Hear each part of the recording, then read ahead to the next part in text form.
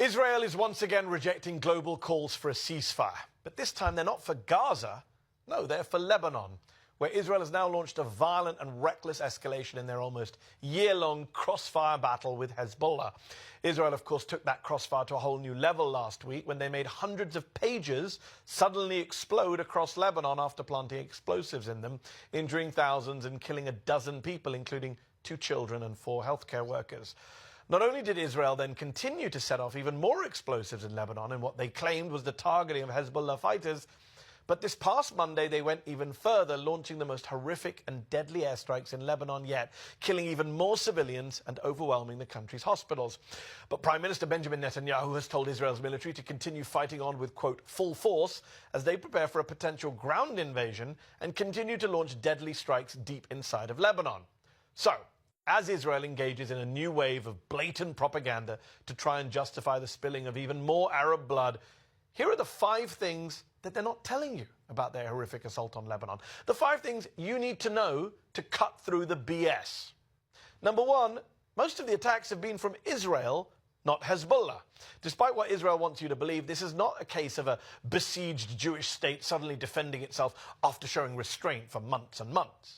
No, since the fighting between Israel and Hezbollah began on October the 8th, Israel has carried out 82% of all the attacks between the two sides, according to ACLAD, a very respected non-profit monitoring group, which has even been funded by the US State Department and the German government in the past.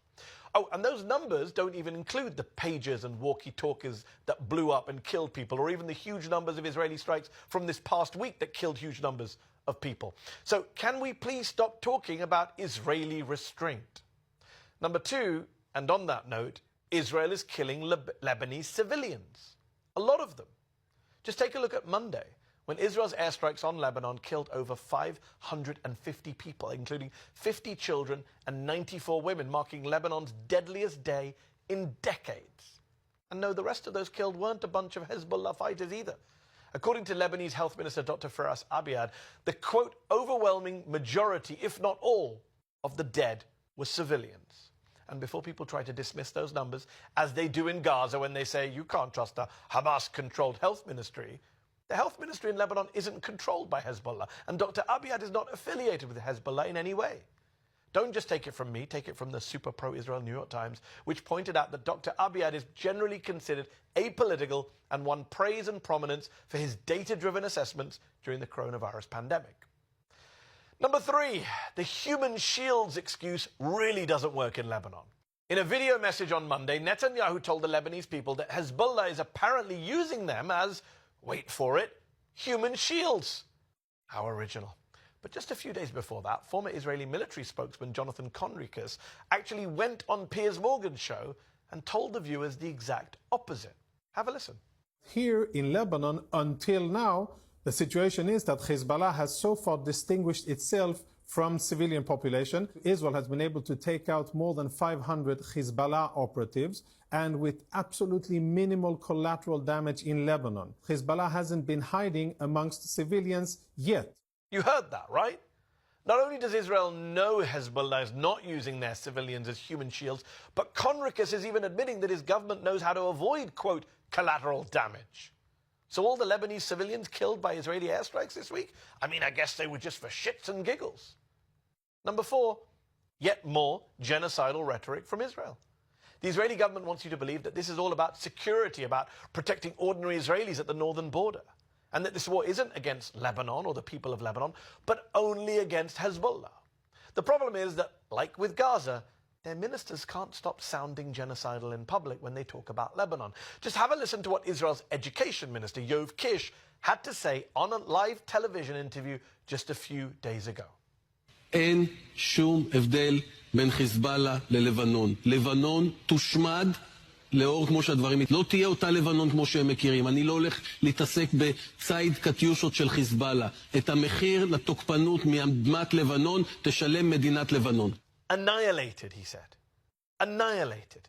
Yes, despite Netanyahu claiming that Israel's war is just against Hezbollah, Kish purposely made it clear, very clear, that in reality they're not even going to try and do targeted attacks on only Hezbollah. Their plan is to do to Lebanon what they've done to Gaza, plain and simple. Then there is Israel's Diaspora Affairs Minister, Amichai Chikli, who took to Twitter and claimed that, quote, Lebanon, even though it has a flag and even though it has political institutions, does not meet the definition of a country. How's that for genocidal? Lebanon isn't even a real country, apparently. Sounds like Vladimir Putin talking about Ukraine. Chikli went on to propose kicking Lebanese citizens, the Shia ones, out of parts of southern Lebanon and turning those parts into, quote, buffer zones, which would be controlled by the Israeli military, and which we know is just a polite code word for ethnic cleansing, followed by illegal Israeli settlements. Number 5, you want to talk about terrorism? It's Israel that's committing terrorism. Let's state the obvious. If Hezbollah set off a pager to explode in an Israeli grocery store or in an American hospital, there's no way that American senators like John Fetterman would have praised those attacks. They would be denouncing them as a new age of illegal terrorism. They'd be calling in the CIA. And yet just listen to what former CIA director Leon Panetta said about Israel's terrorist attack with exploding pagers. The ability to be able to place an explosive in technology that is very prevalent these days and turn it into a war of terror, really, a war of terror. This is something new. Is it terrorism? I don't think there's any question that it's a form of terrorism. Yes, even the former director of the CIA thinks Israel has opened a new Pandora's box when it comes to acts of terror. But hey, it's all just self-defense, right?